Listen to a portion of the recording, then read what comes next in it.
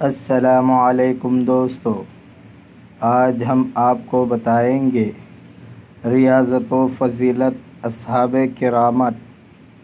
یہ بات اچھی طرح سے ذہن نشین کر لینی چاہیے کہ اللہ تعالیٰ جب کسی بندے کی بھلائی چاہتا ہے تو وہ بندہ اپنے عیوب پر نگاہ ڈالتا ہے۔ جس کی بصیرت کامل ہو جاتی ہے اس سے کوئی گناہ پوشیدہ نہیں رہتا، لہٰذا وہ جو ہی اپنے عیوب پر مطلع ہو جاتا ہے اس کے لیے ان کا علاج ممکن ہو جاتا ہے۔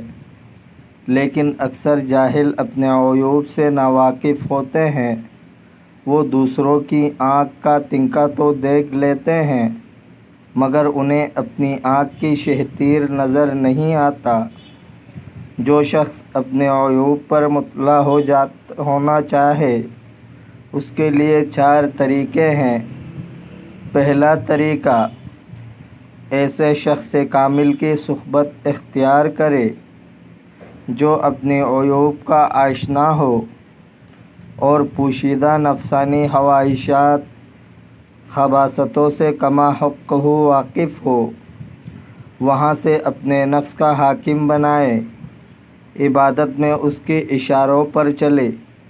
یہی کچھ مرید کو شیخ کے حکم پر اور شاگرد کو استاد کے حکم پر کرنا چاہیے تاکہ اس کا شیخ اور استاد اس کی باطنی عیوب اور ان کی علاج کی تشخیص کر سکتے ہیں۔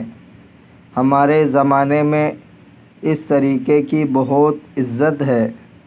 دوسرا طریقہ، ایسے دوست کا ہم مجلس بنے جو صادق، صاحب بصیرت اور دیندار ہو۔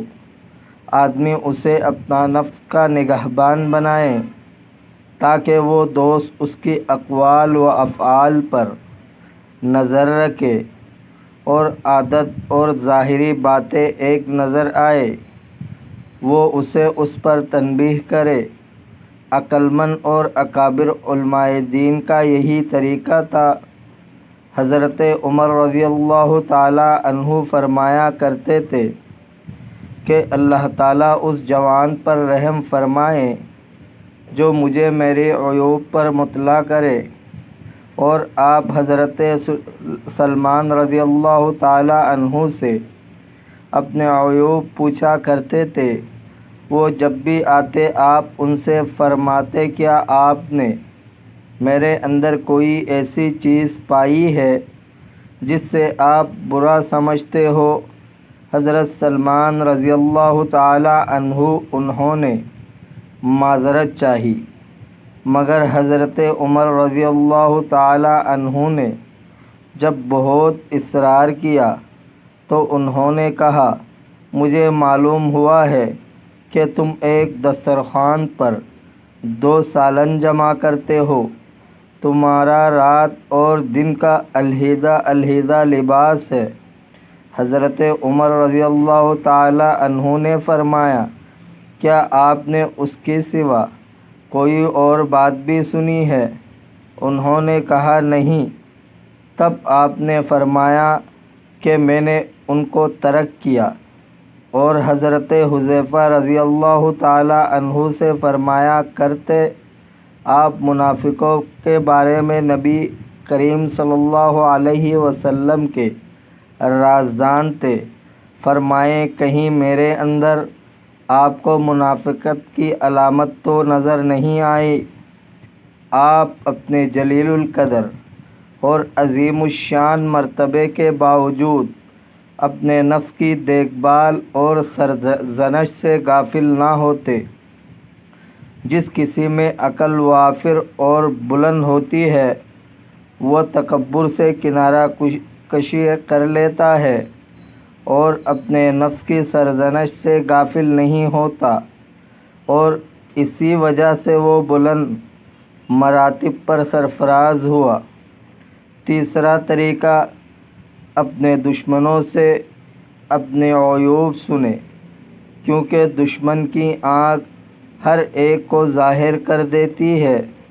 عقلمند انسان کمینہ پرور دشمن سے اپنے عیوب سن کر ایسے چشم پوشی کرنے والے دوست سے زیادہ نفع حاصل کرتا ہے جو اس کی تعریف و توصیف کرتا رہتا ہے اور اس کی عیب چھپاتا رہتا ہے۔ مگر مصیبت یہ ہے کہ انسان طبعی دشمن کی بات کو جھوٹ اور حسد پر مبنی خیال کرتی ہے، لیکن عقلمند دشمنوں کی باتوں سے بھی سبق سیکھتے ہیں اور اپنی عیوب کی تلافی کرتے ہیں کہ آخر کوئی عیب تو ضرور ہے جو اس کے دشمنوں کی نگاہ میں ہے۔